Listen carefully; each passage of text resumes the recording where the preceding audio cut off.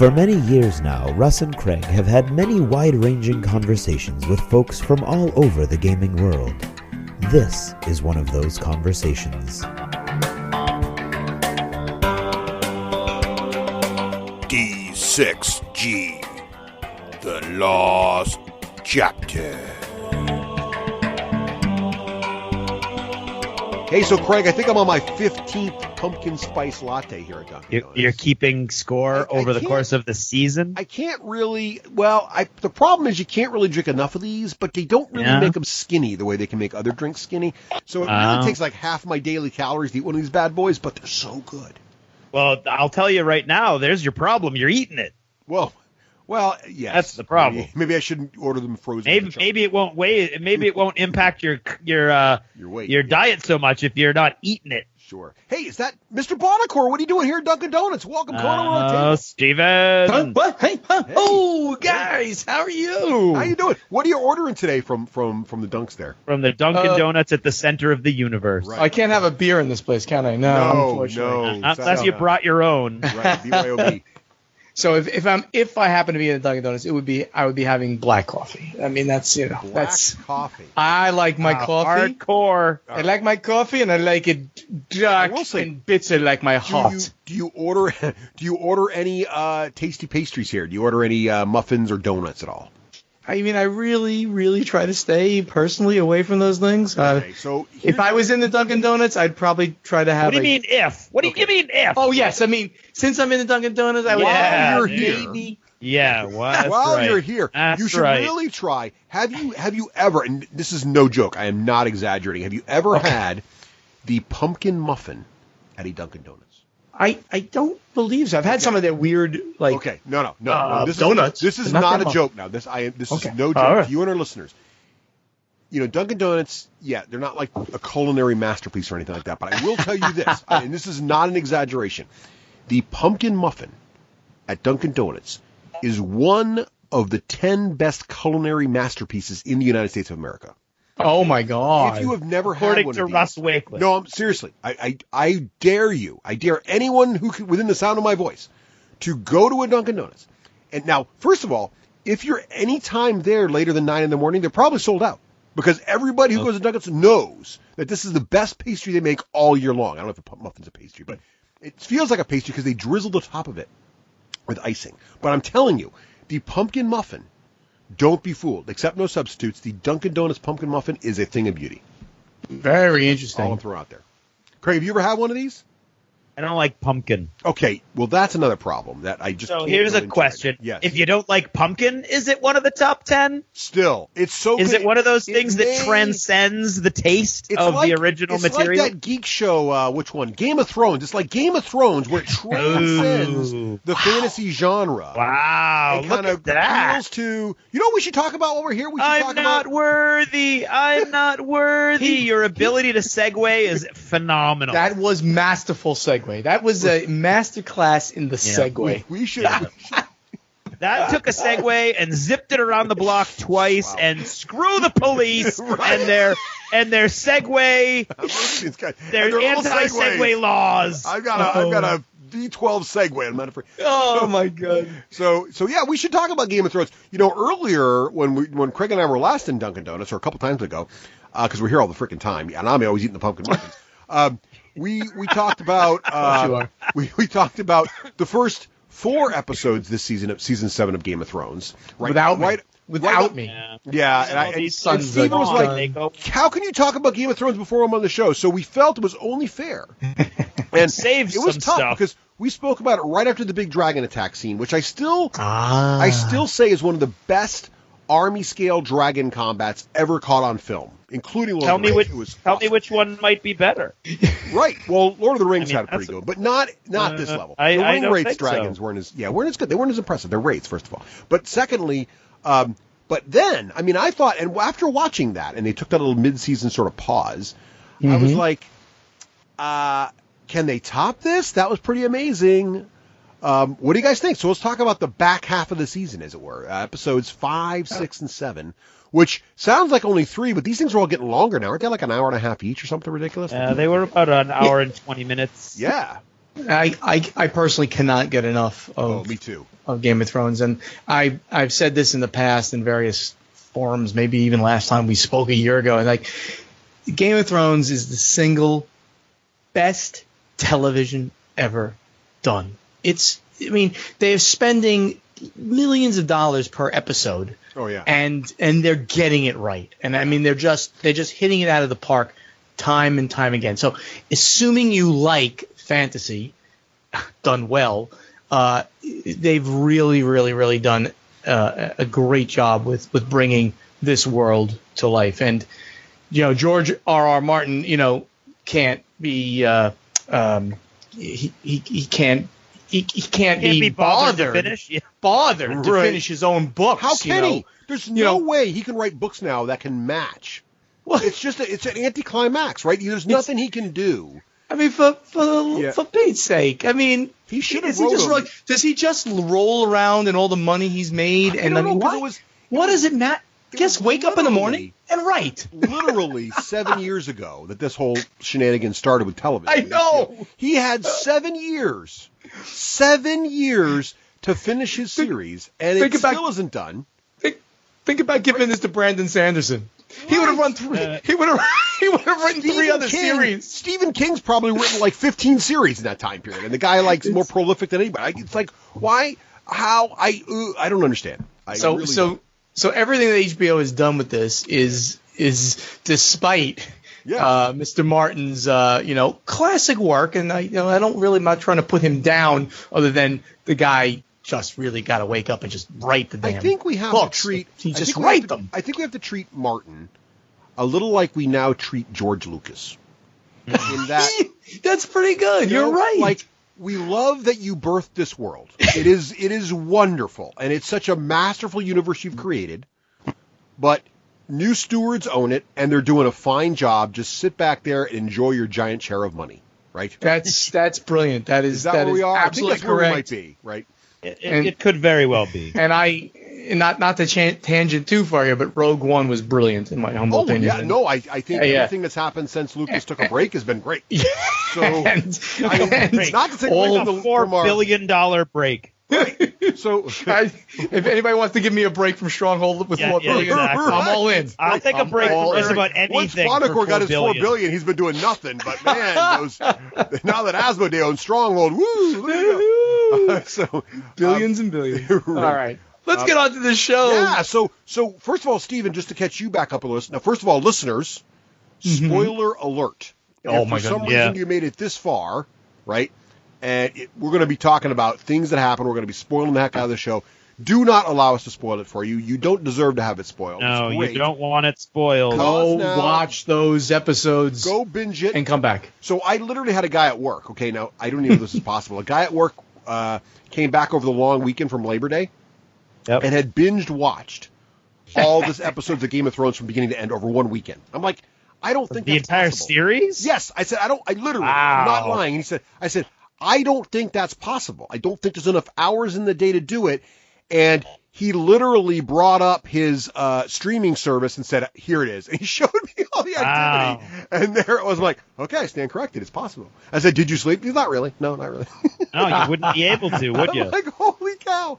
So anyway, so Steven, so to bring you up, as we mentioned earlier, we stopped right at the end of episode 4, the big dragon attack. So how are you feeling about season 7 right after that? Were you feeling like they were hitting it on? So, because I've heard some people online say season 7 was one of the weaker ones, and quite frankly, I don't know what they're talking about. What's your feeling right in mid-season there? It's crazy talk. Crazy talk, I say. Exactly. No, I mean, it's sort of like every episode is giving us a climax. I mean, literally, you're like saying, they're like, can you top this in like every episode? And it's giving you something to look forward to in the next episode.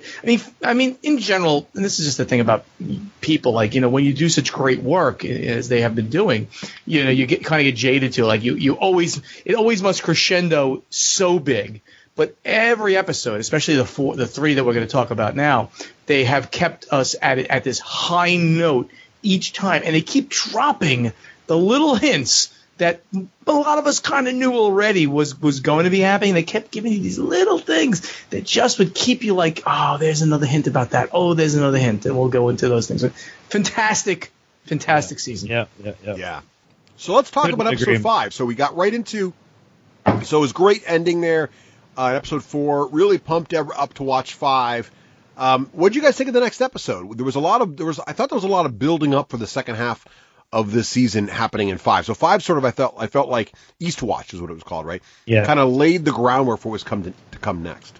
Yeah. I like the idea. The whole Suicide Squad vibe was awesome at the end. Yeah. The travel times were a little confusing to me. Oh yeah. The way that it all just happened to work out, but I'm okay. I can roll with it.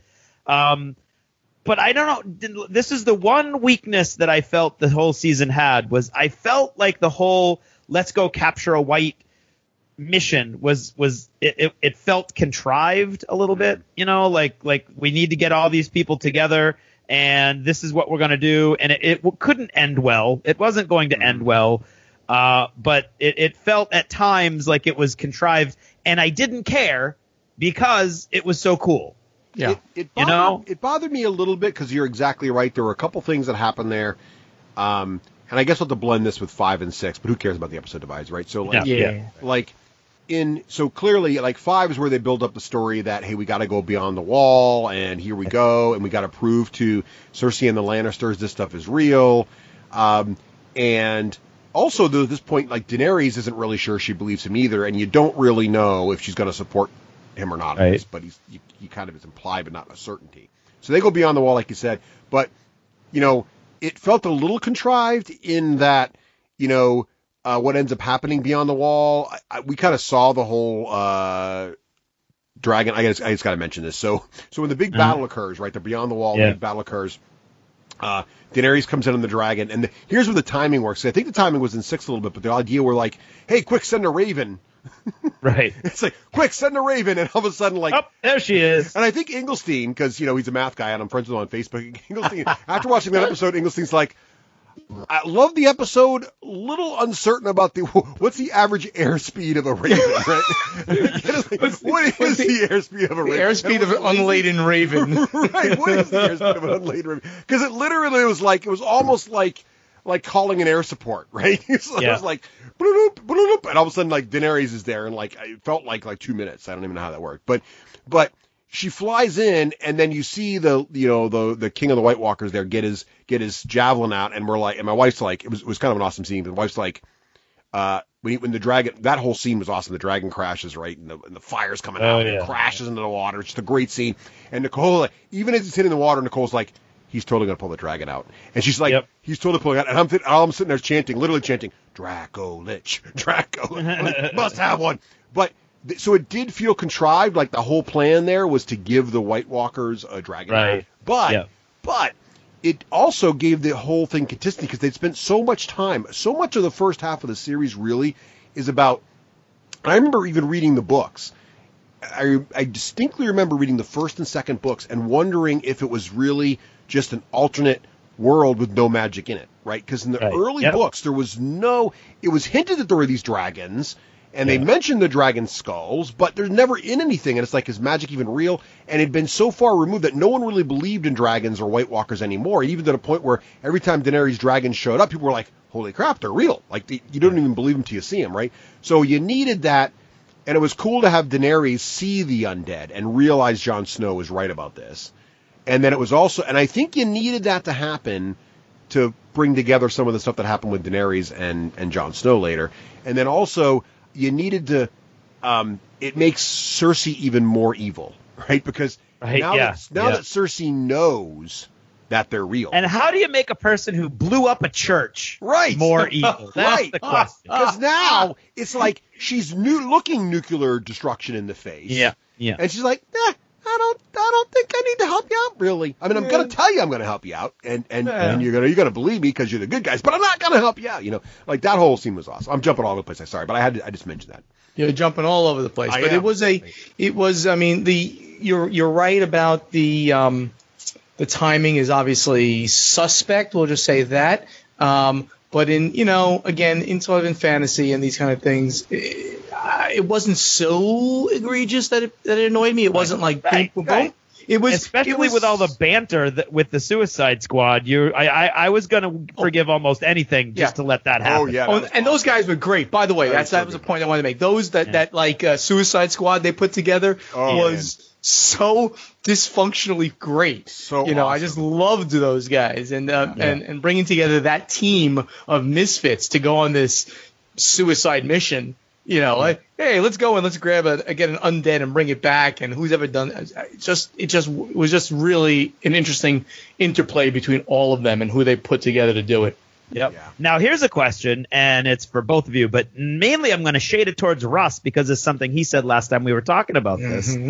Right? The whole preceding series lets you know that anybody could die in the Suicide Squad mission. Right. All right. And so the whole time your heart's in your throat, but at the back of my head is Russ saying, nobody important's died this season. I'm afraid they're not going to make any brave choices anymore. And I'm going, so part of me is like, I hope one of the important characters dies to prove Russ wrong. But then part of me is going, I hope none of the important characters die because I kind of like this. And then part of me is going, who's going to die? Because somebody's going to die. And then, I think no longer do we have a red priest. Right. So I think I don't think there's an argument I don't think there's an argument that he was the least impactful person who might have died on the whole mission. I think a very important person ended up dying overall. Very important. Yes, but entity. I almost cried when that dragon died, which is a funny thing about human beings. Yes. We tend to get emotional when animals features suffer. When that dragon went down, I was like, holy! I was. My God! Super that powerful. was huge. That is true. That is true. But very powerful, and you were just. I was saying to myself, that's her child. Her child just died in front of her. They did a really good job shooting to her. Yeah. And the sacrifice she made for John, and part of me was like, that was an awesome scene, too. I'm glad you brought that up, because part of me was like, she's going to hate Jon Snow.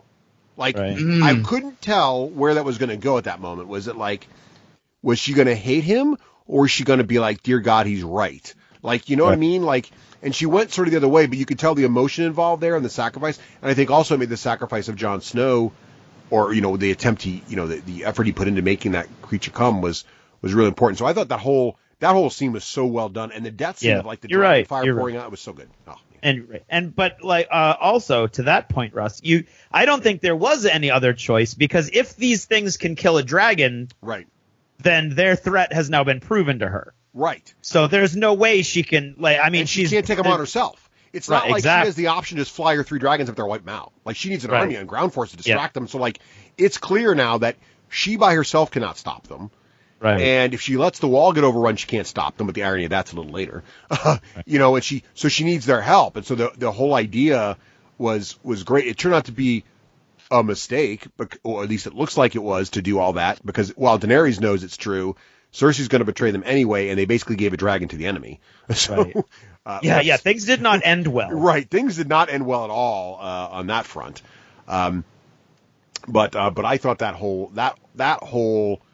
And it's funny because, and maybe it's easier to talk about story arcs than it is about episodes, but that whole story arc I thought was fantastic. Yes. But there were several other story arcs that I was equally blown away, guys. But why don't you guys pick one of those? Because I kind of got that. How about the whole Arya's? Yes. You said it. I don't know. It looks like that she is going against Sansa. Yeah. And it's sort of building that there's this animosity between the two. And Littlefinger is trying to, of course, play them against each other and get Sansa to realize that, she is now really should be in charge, and, it's not Jon anymore, it's you. But Arya completely turns the tables and finds out that Littlefinger has been trying to manipulate the whole thing, and he truly gets his comeuppance. That's true. And there's another main character that does die. Yes. Oh, and he really. And that was very surprising. I did not see that coming at all. No, that one got me, and I was super pleased, because I thought, like you, Stephen, I was like, oh man, because they did a good job of making Sansa feel strong, but they also they kept reminding you of her frailty from the earlier parts of the seasons. So you're kind of like, well, that was the whole case against her, wasn't it? Right. Was that frailty from the earlier parts? And then also Arya is just so mad at sometimes you can't really tell if she's thinking rationally or not. So you're kind of like, man, Littlefinger's really set them up. But then you realize they had both Arya as an assassin and Sansa from being with Littlefinger so long knew his tricks and basically out Littlefingered Littlefinger in that now, whole scene. Here's a question for you, though. Yeah. At what point did they know what was happening to turn the tables? From the very beginning? Yeah. Or at the very end? Or somewhere in the middle where you think they were from the very beginning playing him? Yes. They certainly leave that open to interpretation. I think that initially when Arya, I mean, after that first, like, they got together and they hugged it out, it was beautiful. Yeah. I think there was some kind of like tension between them on some levels, but then they realized that there was another enemy at play. A common enemy at play here. The reason I think it might be from the beginning is if you watch carefully, and I know you've watched several of them twice, Greg, you'll notice that the Stark girls always treat Littlefinger with disdain, and even Brandon Stark treats him with disdain, and they never give him the time of day, and they always treat him like dirt. And that was the dichotomy that was bothering me, because they were treating him like dirt, but then they were setting it up like he was pulling all the strings. Like they were listening to him. I was like, that doesn't make any sense. Like, why are they treating him like dirt? And it turned out they weren't. And I kind of feel like they were kind of saying to him, like, look, and Sansa even said it once, like, he's a jerk, but he did save us, right? His army came and saved us. Yeah. So it was kind of like they're treating him like dirt. They're letting him know in uncertain turns they don't like his angle and his style. So you're dirt, buddy. But they kind of gave him enough rope to hang himself. Yeah. It's like, we'll follow your play here, but if this goes where we think it's going, you're a dead man. And it went with their, right. You know what I mean? Yeah. Like they followed the breadcrumbs, but they knew what they were doing when they were picking those breadcrumbs up. Yeah. Well, that's how I read it. Regardless of when they figured it out, that was an amazing scene. It was such a good scene. Brandon, who was basically a pain in the ass this entire season, I think was like a shining star in that particular moment. Yeah. Because he's so detached. Yeah. Yes. Yeah, he was awesome. So I thought that was awesome. Yeah. So just the way he was like the witness for the prosecution. Right. Exactly. Because this is exactly what you whispered into my father's ear, that no one other human being on the planet knows you whispered except my father, and now me. That was so great. So that was. I think maybe it's time to start to get to the big thing, the big ending of the entire thing, and all of the lead up to this, which has actually been going on for quite some time. Yeah. I don't know if you guys had heard at all any rumors. Just internet rumors, people thinking what possibly could be the case and things like that. But I had L plus R equals J all the way. You'd heard about that stuff, right? Oh yeah. Yeah. Yep. So I had heard for a long time that Jon Snow could be of Targaryen blood. I mean, and this was complete internet rumor because there was nothing. Yep. Yeah, there was no. But it was. I'm like, and I said to myself, you know what? This is right.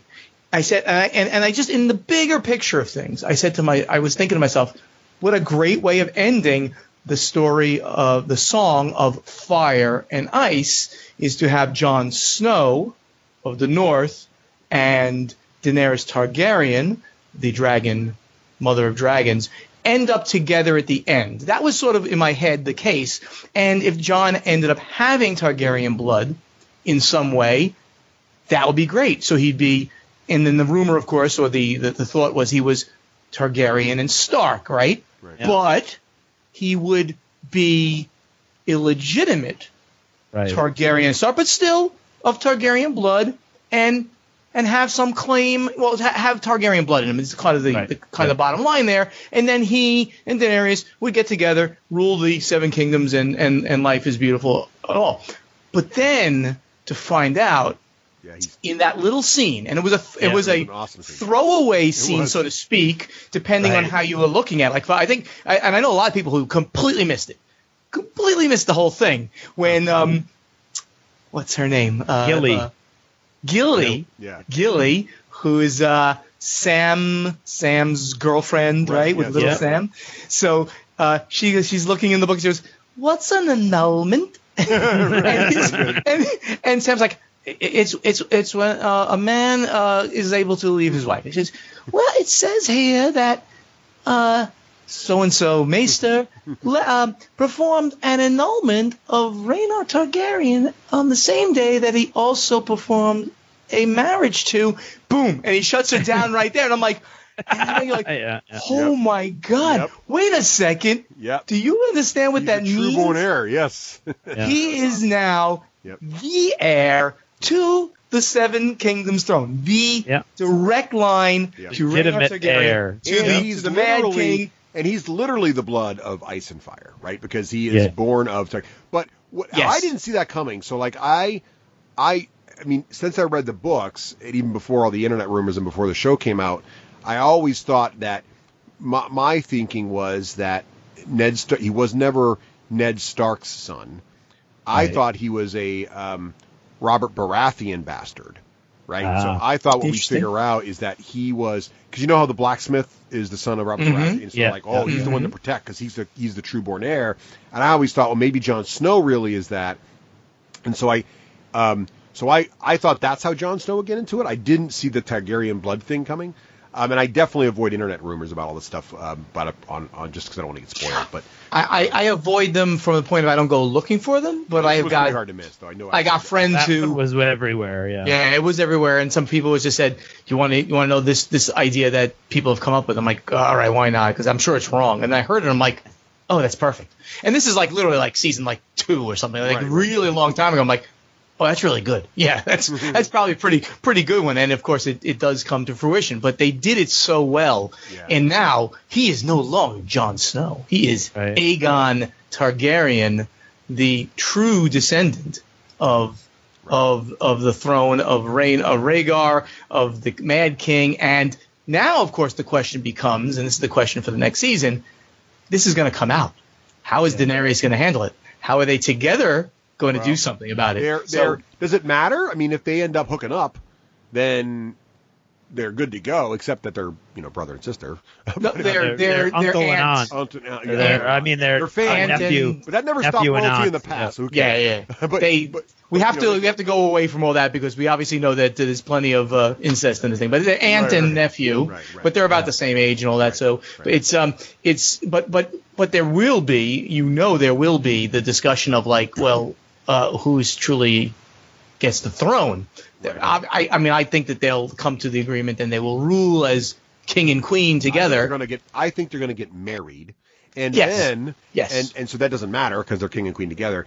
And then you got Sansa as Queen of the North with Arya as her hand. Sure, that worked out. But we'll see what happens. So you think they're going to become king and queen, but not rule the whole Seven Kingdoms? I don't know. Well, I don't know. I don't know what the North's going to do. I'm still a little fuzzy on what's going to happen in the North. No, for all we know, Winterfell could be wiped out by the army, and that may not matter. Yeah, that's true. Yeah. I personally think that it's going to be the fairy tale ending, so to speak. Yeah. That they will rule. They will rule as king and queen of the Seven Kingdoms. Really? And of course, so to speak. And I mean, they certainly may be so good as to say, but the North, you have been so good that you're granted your own dominion. I mean, there still were seven distinct kingdoms, right? The North, the Starks of the North. I'm not even so much there as I don't know if they're even going to survive the end. I don't know if I can buy it as going to be a happy ending. I don't know. The happy ending book. No, we've already lost Hodor. It can't get any happier. I'll give you one more thing that I believe is going to be the case. This also came out of an internet thing. Again, I did not. I know it came out of an internet thing. I did not see it myself, but I buy into this. That not only do we have Aegon Targaryen, formerly known as Jon Snow, right, and of course Daenerys Targaryen. There's another person in this show that has been there since the beginning, and is as integral to the plot as everybody else, including those two characters. Who is, gentlemen? Who is it? I don't know. Tyrion Lannister, right? Oh, yeah. Tyrion is by far as integral to the plot as anybody else. Yeah. And he's always going to be there. The three characters that will absolutely 100% be there at the end are Jon Snow, we'll call him that because it's too easy. It's too hard to say Aegon Targaryen, and Daenerys, and Tyrion. And Tyrion is the only other person to have touched, encountered, and not been, like, hurt by a dragon. Why? Because he is Targaryen as well. Oh, really? Oh, yeah. That's right. The three of them are all Targaryen. The Targaryen symbol is a three-headed dragon. Why do I believe that, or why have I heard that makes sense? Another reason, there's a couple of internet things or things that were said on the show that then came out. His father in the show, who he ended up killing, right? I can't remember his name. The patriarch of the Lannisters. Yeah. He said to him specifically, "You are no son of mine." He said that to him. Said that very clearly. And because he despised him because his mother. That guy's wife had died in childbirth. True. So I think he has Targaryen didn't hate him blood. because he was a dwarf. He hated him because he wasn't really his son. He wasn't really his son, and somebody in the Targaryen line had sex with his wife, and they then. It would be the Mad King because they even talk about the Mad King visiting and. All right. This is so awesome a prediction that I think now. So does this go into your predictions show? I want to do this right now. So here's the thing. I think we have you on once a year. Yes. And we know the next Game of Thrones isn't coming out until next year, right? Yes. 2018. 2018. Yes. So it'll be about time to have you on again. So I'm going to vow now that we will not talk about the end of next season until we have you on again. And right now, the three of us must each predict 3 characters who will definitely be alive at the end of next. At the end of the feel like you're season. Asking for a lot off the top of our heads. Yes. Well, Steven just made 3 predictions. I gave my prediction. Steven just did it. He said. So Steven said, it's Jon, Daenerys, and Tyrion are going to be alive. Absolutely. Okay. I'm gonna say Arya kills. I'm gonna do 3 different predictions. Yeah. Okay. I'm gonna say Arya kills Cersei, Sansa marries Tyrion, and one of the two, either Jon or Daenerys, do not survive the end of the story. Hello? Yes, we're listening. We're typing it all down. Oh, you're typing it all down. He's typing it into the show. I'm watching him type. And how this is working. I'm typing in random names, and Steven is spell checking them. I'm spell checking, autocorrecting. Because these are like all weird. I'm on the dot. Oh, there you go. Okay.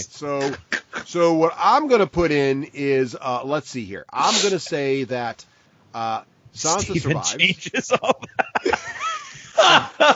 Here, let me give you some help. Sansa will definitely survive. In fact, oh man, I think I feel pretty strongly that it's possible. Ooh, wait, okay, I've got it. Because of Steven's theory now. So Steven said Tyrion is also perhaps a Targaryen, right? Yeah. Mm-hmm. What if both? Because it has to end in tragedy. I don't think this is going to be a. What if both Jon and Daenerys dies in the end, saving the land from the White Walkers, and then Sansa and Tyrion marry to become the bonding of ice and fire, and they're the ruling king and queen, and that's my prediction. Oh, okay. Wow. And Arya's the hand. Why not? That is so out there. Doesn't make any sense. So ridiculous. This should be the 10-point prediction, Craig. This should be, if I get this right.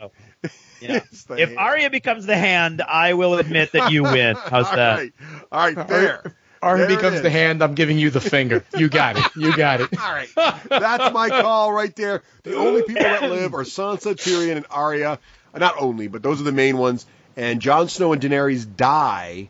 Because right now, the thing is, right now, everybody's like, oh, there's the ending. That's what's going to happen, right? Because they're in love and they're both heirs. It's too early for that big of a reveal. Unless what you think's going to happen is not really. There's only 6 episodes left. Yeah, but they're like an hour and a half each. It's That's a lot to happen in 6 episodes. There's like 4 movies. That's true. It's true. Think about what happened this season. I mean, this season was a bunch of things happened. So Yeah.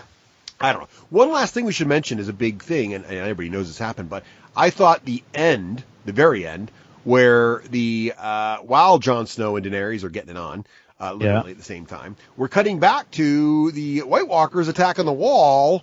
Right. And it's like, what wall? Bring in the Dracolich, and the wall is down, right? It's like, and that Dracolich, man, he is nothing to sneeze at. He is like awesome. So now you've got a situation where the wall's gone, the White Walker army's coming, they're stronger than they've ever been now with the Dracolich. It's looking pretty dark.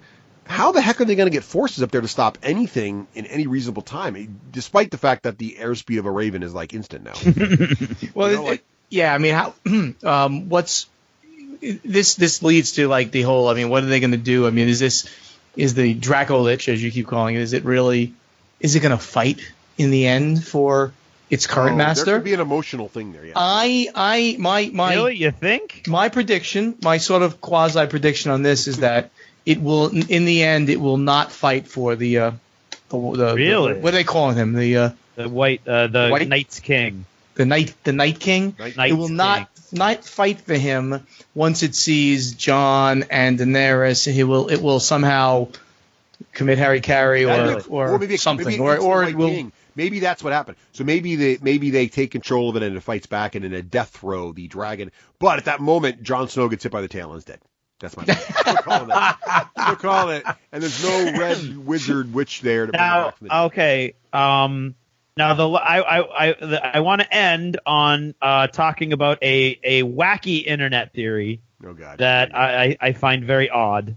Yeah. Okay, and that is that what's Brandon Stark's final destination in this whole thing? He becomes the tree, of course. He's got to be the tree with the He's gonna, but they said you wouldn't be anymore the tree. No, the other one. There's the one tree in Stark in Winterfell. I don't know what he's gonna do. What do you think? What's the theory say? Well, the theory, which I think is ridiculous, is that he becomes the Night's King by going back in time and getting trapped, kind of like when he went and so he's in a time loop. He is the bad guy? and interact. Yeah, when he went back and interacted with Hodor. Yeah. We now know that he can have influence over what's happening in the past. Oh, right. So he tries to go back and stop the Night's King from ever being created. He actually is. And he gets caught in a time loop by actually becoming the Night's King. So basically the White Walkers wouldn't exist if it wasn't for him. He's right. The guy that's... Now I think that's a pretty cool concept, but every piece of evidence I've been shown or that I've seen online is just fairly ludicrous and doesn't make any sense. So I don't think that's actually going to happen, but it's something that's out there. Yeah, we'll have to see. It's cool. I don't know either, but I feel like it would be cool. So, but I don't know. I don't know about. We'll see. But so what'd your final, as we run out of time here, because they're getting ready to close Dunkin' Donuts on us, and they're all out of pumpkin muffins. So jerks. But so Steven, how did you feel at the end of season 7? Best season of the series, pretty good, in the middle. What were your feelings? Well, I kind of mentioned every episode kind of almost crescendos for you and leaves you at this like really great place, and so yeah, it's a home run. You can always nit and say this should have been done better. Ravens shouldn't fly quite as fast. Yada yada yada. But it just worked on every level, and they left enough breadcrumbs for people who didn't know and don't follow all the little things to try to figure out, and it just worked. I'm very happy. I'm the only sad part is that I now realize that there's only going to be 6 or 7 episodes more, and that's just makes me very, very sad. I want to see this go on forever. And I did I hear right that they might even have a spinoff? Yeah, I've heard that too. I've heard. Really? I've heard. What would the spinoff be? I don't know. Let me look it up. I'm pretty sure HBO's announced it already, so it's not really. There we go. So let me see. That would be weird. You can do some like editing now, like the. Or Craig and I could just like riff. Do do do do do do do. So would it be like the Egg and Dunk short stories? Or Duncan? Yeah, they're a bunch of short stories about one of the Targaryen who eventually becomes one of the Targaryen kings, but until he becomes king, he's wandering around with a hedge knight named Dunk. Or they take it from after the end of the show. But I think on a lot of levels they have to change the characters because it gets very expensive to use these same actors. Yeah. I think that's one of the reasons. They're changing them. Here it is. So this one, and there's a bunch of these out there. Yeah. This one just came out on September 20th, so it's brand new. Yeah. And it's talking about, from Entertainment Weekly, this is details on the 5th spinoff. So apparently they're making 5 different spinoffs. Wow, they're This one's a desperate pilot. for keeping They're the cash cow going. He said, and they're asking for a quote for one of the guys doing it. And he says, "I can say that, like the other pilots, it will be a prequel rather than a sequel, a successor rather than a spinoff." So whatever that means. So there you have it. But there are definitely. So it sounds like definitely, without a doubt, not HBO's even a not question. Or cash cow die. There will be spinoffs, and according to this, there's a 5th spinoff, which I guess means there is 4 others. I don't know. I don't know what happened. I don't understand what that means and how you possibly plan 5 different series, but more Game of Thrones is good. So I'm happy with the whole thing. Yep. So, all right. But anyway, they're all over the place. So Google that, you'll find all about it. Well, Stephen, thank you for joining us here in Dunkin' Donuts. We really appreciate it. We'll look forward to You know what you should do? You should join us on the big show. Yeah, Really? exactly. Can I be on that show too? Yeah, Sure. why not? Come on over guys. and bring a pastry. Yeah. I'll bring something to eat. Preferably not something pumpkin. I like pumpkin.